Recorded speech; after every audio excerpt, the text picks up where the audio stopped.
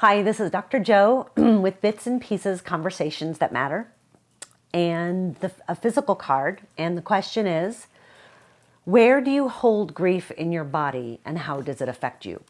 And everyone is different, and also it's ever changing, at least for me. Sometimes, particularly, for example, if I'm feeling angry grief, I often feel it like in my fists and my hands, and I feel like I want to roar, right? But a lot of times when it's sadness or despair, when it's missing her, longing for her, I feel it here, right here in my chest. And sometimes it feels like a weight. And sometimes it feels like it's hard to catch my breath.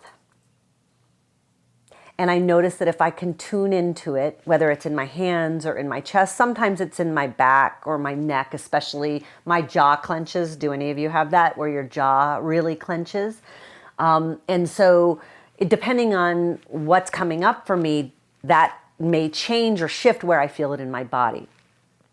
But for example, when I feel it in my chest, it often feels like a weight. And so I breathe into that space. Like I will take a deep breath into that space or take a deep breath into my hands, and I will really focus all of my attention on that part of my body and watch it move. And it often does move, but it's a really good exercise to just notice where the emotions are coming up in our body and what the emotions feel like as they manifest in our body.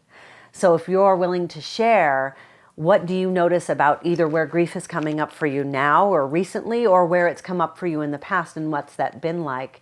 And have you observed it? And if you have observed it, what's it been like? I'd love to hear your responses to this.